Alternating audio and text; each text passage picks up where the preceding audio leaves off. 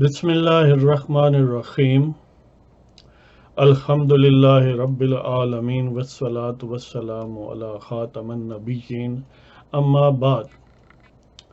پاک views T V میں محمد منشا آپ کی خدمت میں۔ آج کا عنوان ایز یوزول کشمیر نمبر 1 ہے، اور حقیقتاً ایک ہی عنوان ہے، کشمیر یا اس سے ریلیٹڈ ہی باتیں ہیں۔ کشمیر اور اس پر ایک پھر نظم بھی آپ کی خدمت میں پیش کروں گا، جو بالکل یہ پروگرام شروع کرنے سے پہلے لکھی ہے، اور اس کا عنوان ہے کہ جنت کی بیٹیوں کی پکار۔ تو بہرحال بسم اللہ کرتے ہیں جی۔ کشمیر جیسا کہ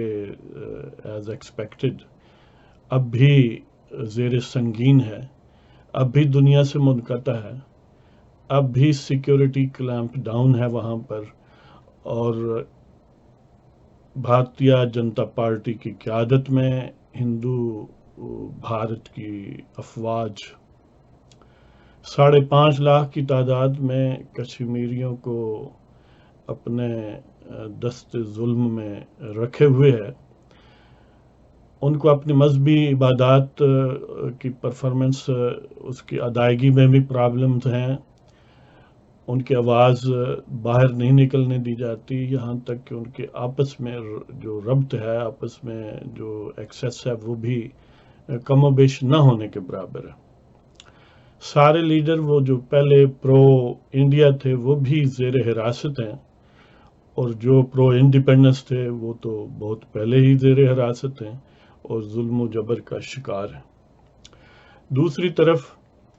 پاکستان کے وزیر خارجہ نے یو این سیکیورٹی کونسل کو خط لکھا ہے، جس میں ایک امپینڈنگ جینوسائیڈ کا، قتل عام کا خدشہ ظاہر کیا گیا مقبوضہ کشمیر میں، اور یہ کوئی انفاؤنڈڈ یا بے بنیاد بات نہیں ہے۔ یہ شاہ محمود کا خط بالکل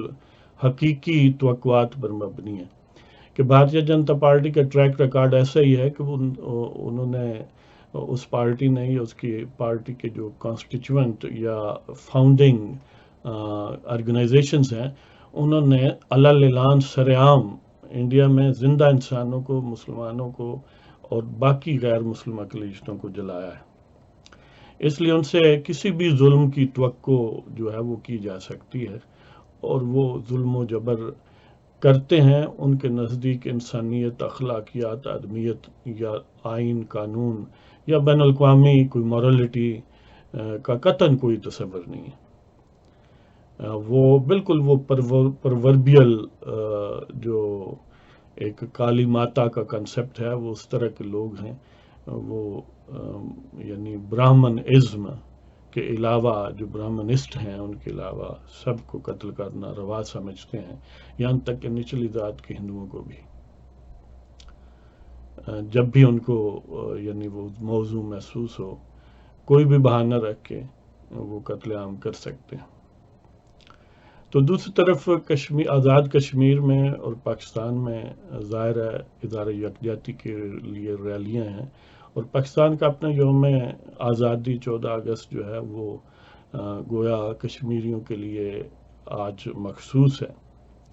کہ ہر طرف انہی کے حق کی بات ہے، انہی کے حق کی ریلیاں ہیں، اور ظاہر ہے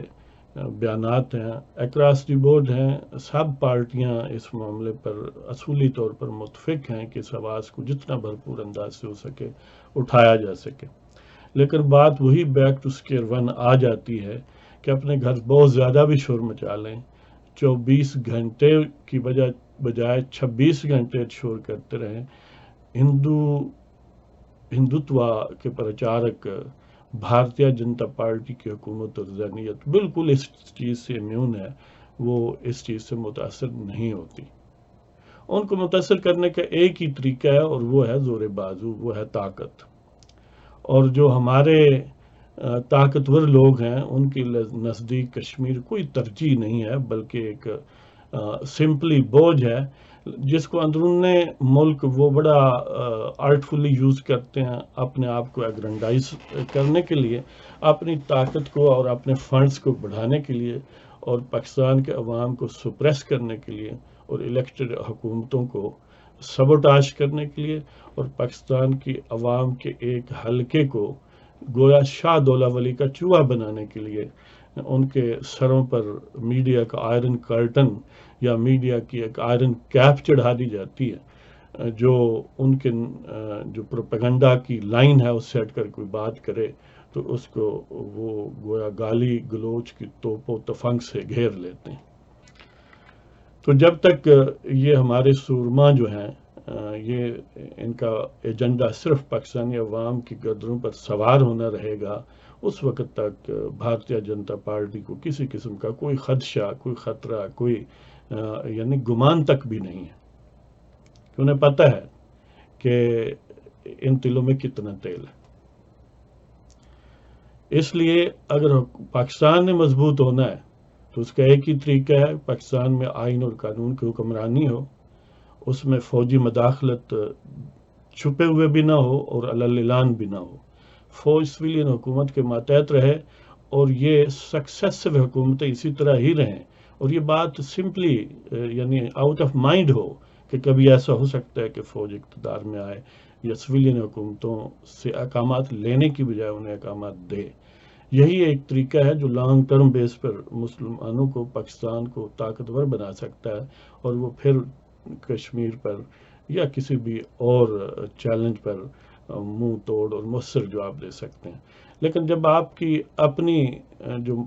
طاقتور ادارے ہیں ان کا 24 گھنٹے کام صرف یہ ہو کہ ہم نے عوام کے فریلی الیکٹڈ لوگوں کو سبوٹاج کرنا ہے،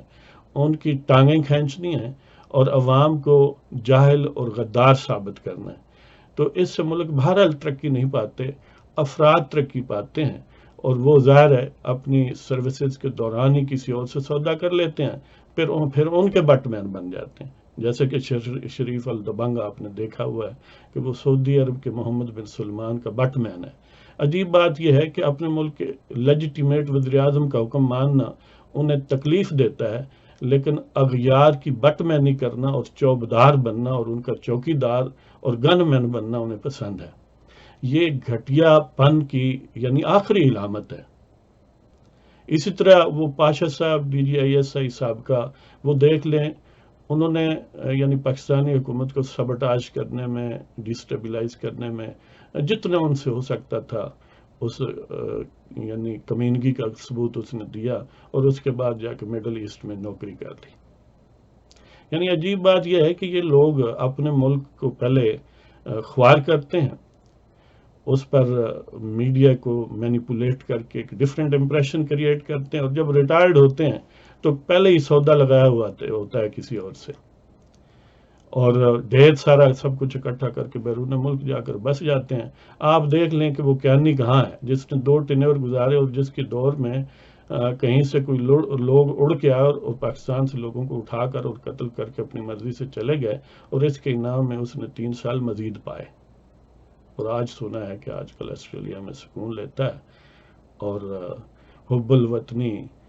کے ان جذبوں کو دیکھ کے سوچ کے بات کر کے ہنستا ہوگا کہ کیا پھول بنایا ہے اس قوم کو۔ اسی طرح اس کے بعد مشرف صاحب ہیں، وہ دبئی سے ہلتے ہی نہیں، دیکھیں نا حب الوطنی کتنی گویا اس سے ایک سرچشمے کی طرح باہر نکل رہی ہے۔ اور اس کے بعد شریف دبنگ دیکھ لیں، محمد بن سلمان کا چوکی دار بنا ہوا ہے، بٹ مین بنا ہوا ہے، گن مین بنا ہوا ہے۔ یہ ہے نا کہ حب الوطنی، کہ کیا اس سے بڑا کوئی اعزاز ممکن تھا کہ تم پاکستان کے آرمی چیف تھے؟ کیا تمہیں یہ زیب دیتا تھا کہ کسی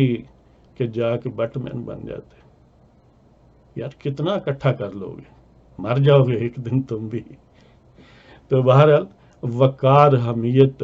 اور توقیر نام کی چیز ان کے جینز میں ہی نہیں ہے۔ اور آج کل وہ دیکھ لیں وہ صاحب جو ہیں وہ بس گویا اختیار کے گھنٹہ گھر ہیں، وہ جس ایک وہ کٹھ پتلی کو وزیر اعظم کا نام دیا ہوا ہے،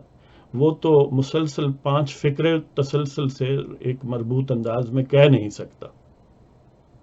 جس کی زندگی کا کوئی لمحہ کسی انسان ایک نارمل انسان کی طرح نہیں ہے، اس کو بنا کر رکھے گی کہ وزیر اعظم پاکستان ہے۔ تو ایسے میں پھر کشمیر جیسے چیلنجز قبول نہیں ہوتے،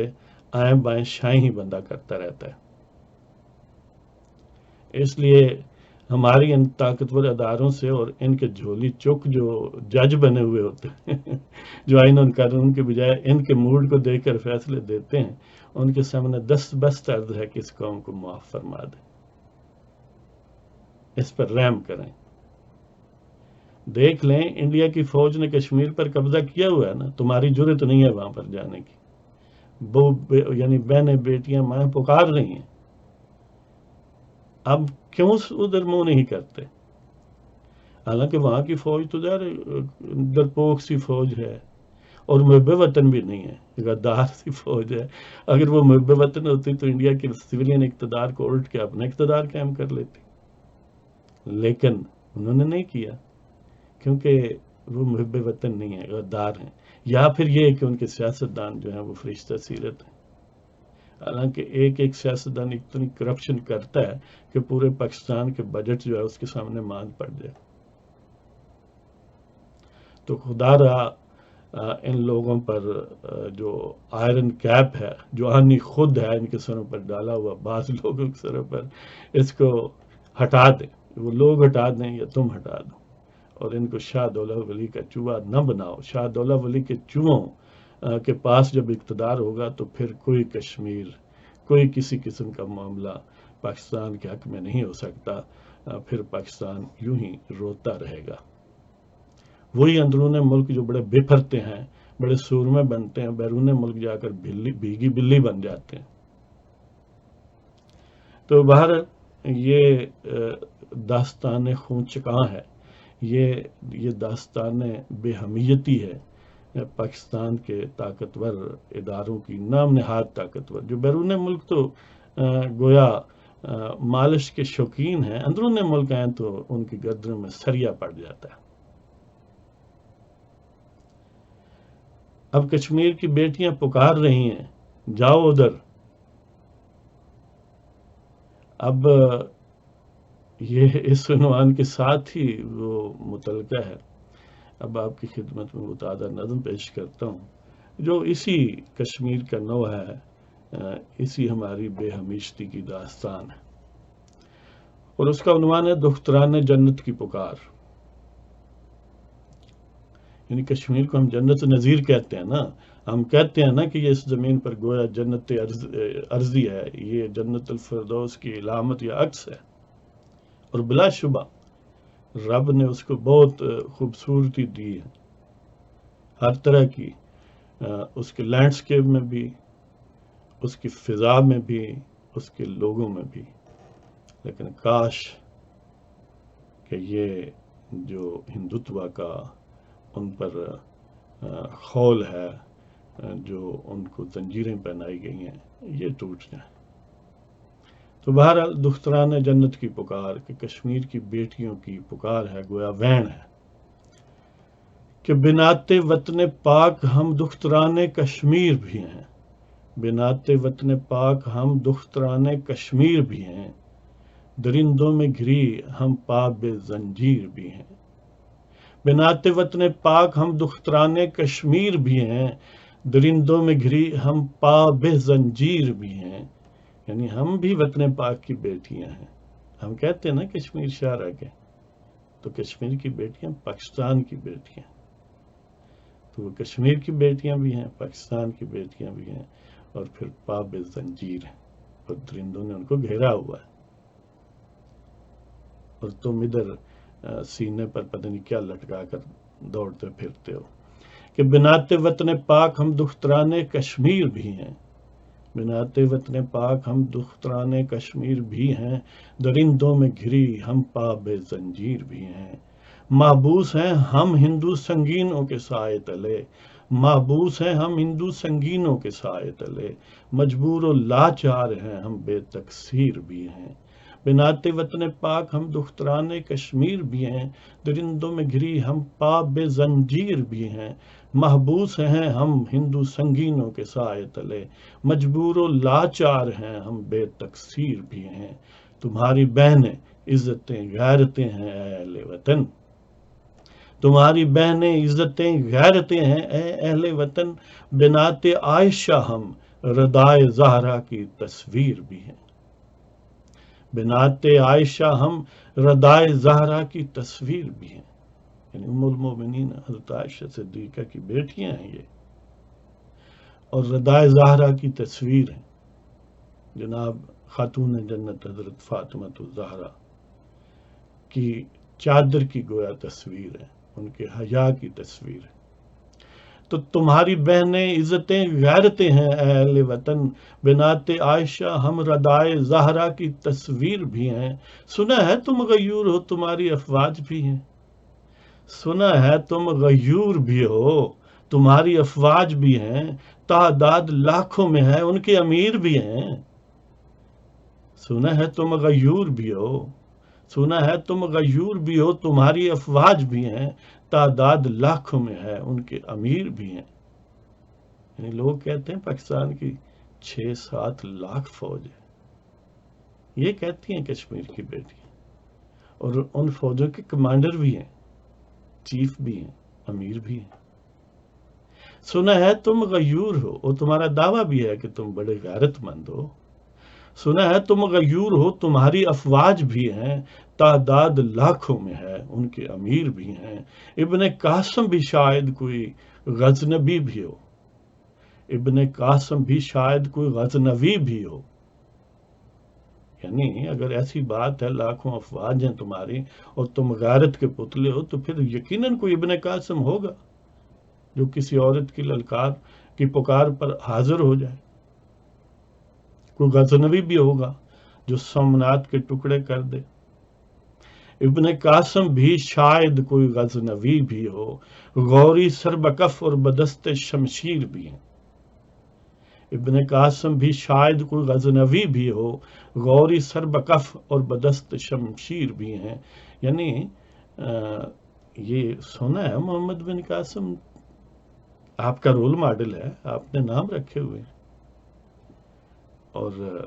کوئی غزنوی بھی آپ کے پاس، غزنوی نام کا تو میزائل بھی ہے،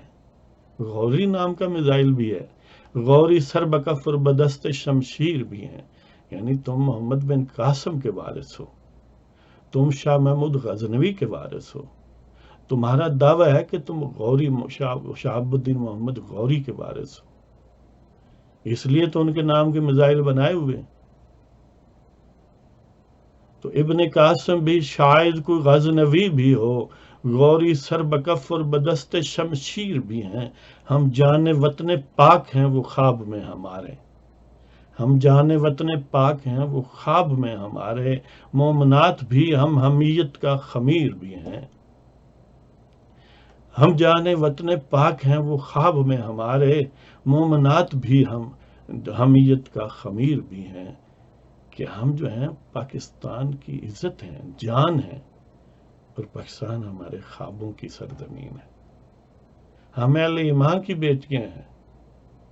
اور ہم میں غیرت اور حمیت کا خمیر ہے، ہمارے ڈی این اے میں ہے غیرت، لیکن تمہارے ڈی این اے میں کیا ہے؟ جو میزائل لیے بیٹھے ہو، جو 6-7 لاکھ فوج لیے بیٹھے ہو، لیکن ایک سڑک سے دوسری طرف دوڑتے ہو اور پھر واپس آ جاتے ہو ہم کشمیریوں کے ساتھ، اور تم اپنے گھروں ان کے ساتھ کب ہو؟ کہ ہم جان وطن پاک ہیں وہ خواب میں ہمارے، مومنات بھی ہم حمیت کا خمیر بھی ہیں، اور کیوں پھر بھی نکلتے نہیں نجات دلاتے نہیں، کیوں پھر بھی نکلتے نہیں نجات دلاتے نہیں، گرچہ تم میں دل تمہارے اور شریر بھی ہیں، یعنی یہ سب کچھ ویر ودل ہے تمہارے پاس، لاکھوں سپاہ ہے، گوری میزائل ہے، غزنوی میزائل ہے، نیوکلیئر بم ہے، اور تم کہتے ہو تم بڑے سورمے ہو، بڑے غیرت مند ہو، تو پھر ہم کیوں قید ہیں؟ کیوں پھر بھی نکلتے نہیں نجات دلاتے نہیں، گرچہ تم میں دل تمہارے شریر بھی ہے، یعنی تم میں دل بھی دھڑکتا ہوگا، تمہارا جسم شریر بھی تو ہے، تو ہم تو یہی گمان کرتے ہیں تمہارا دل دھڑکتا ہوگا۔ جن کے دل دھڑکتے ہیں، کیا ان کی بہن بیٹیاں کسی کے قبضے میں ہوتی ہیں اور وہ میزائلوں کو پونجتے رہتے ہیں؟ کیوں پھر بھی نکلتے نہیں، نجات دلاتے نہیں؟ گرچہ تم میں دل تمہارے شریر بھی ہیں، اور خدا پہ یقین تو ہوگا، قوت بازو پہ بھروسہ بھی۔ خدا پہ یقین تو ہوگا، قوت بازو پہ بھروسہ بھی۔ یقیناً تم باہمیت ہو، تمہارے ضمیر بھی ہیں۔ خدا پہ یقین تو ہوگا، قوت بازو پہ بھروسہ بھی۔ یقیناً تم باہمیت ہو، تمہارے ضمیر بھی ہیں۔ ہمارا گمان یہی ہے کہ تمہیں خدا پر یقین ہوگا اور تمہیں قوت بازو پر بھی یقین ہوگا۔ ناز تو کرتے ہوگے، آخر جوان ہو، اور ہمارا گمان یہی ہے کہ تمہیں غیرت بھی ہوگی اور تم باضمیر بھی ہوں گے۔ اس کے باوجود ہمیں نہیں چھڑاتے۔ کیوں پھر بھی نکلتے نہیں، نجات دلاتے نہیں؟ گرچہ تم میں دل تمہارے اور شریر بھی ہیں، خدا پہ یقین ہوگا، قوت بازو پہ بھروسہ بھی۔ یقیناً تم باہمیت ہو، تمہارے ضمیر بھی ہیں، اور کس کام کے توپ و تفنگ وہ میزائل تمہارے؟ کس کام کے توپ و تفنگ وہ میزائل تمہارے؟ روبرو تمہارے بہن بیٹیاں نخچیر بھی ہیں، اور کس کام کے توپ و تفنگ وہ میزائل تمہارے؟ روبرو تمہارے بہن بیٹیاں نخچیر بھی ہیں، اور تم یہ سارا ودل، یہ توپ و تفنگ، یہ میزائل، یہ کہاں لے جاؤ گے؟ کیا پاکستانیوں کے سروں پر مارنے کے لیے ہیں؟ یہ تمہارے سامنے تمہاری بہنیں، بیٹیاں، مائیں نخچیر ہیں، گویا شکار بنی ہوئی ہیں ہندوؤں کی، بی جے پی کی۔ انہوں نے جیسے شکاری شکار کھیلتا ہے نا، تو شکار کو مار کر سامنے رکھتا ہے، اس طرح رکھی ہوئی ہیں پورا کشمیر اس طرح۔ کس کام کے توپ و تفنگ وہ میزائل تمہارے؟ روبرو تمہارے بہن بیٹیاں نخچیر بھی ہیں، اور محو جدل رہے کتنے برس بہر خدمت افرنگ۔ محو جدل رہے کتنے برس بہر خدمت افرنگ۔ خائف حنود اور حب وطن کی نکسیر بھی ہیں، اور تم برسا برس 2 دہائیاں اور گوروں کی خدمت کے لیے تو لڑ سکتے ہو، اور اب ہندوؤں سے کیوں ڈرتے ہو؟ جبکہ تمہیں حب وطن کی نکسیر بھی پھوٹتی رہتی ہے، دوسروں کو کہتے ہو کہ یہ غدار ہے۔ اب حب الوطنی کا ثبوت دو کہ محو جدل رہے کتنے برس بہر خدمت افرنگ۔ محو جدل رہے کتنے برس، محو جدل رہے کتنے برس بہر خدمت افرنگ۔ خائف حنود اور حب وطن کی نکسیر بھی ہیں، اور پیش کیا تم ہو سکو گے بحضور ساقی کوثر۔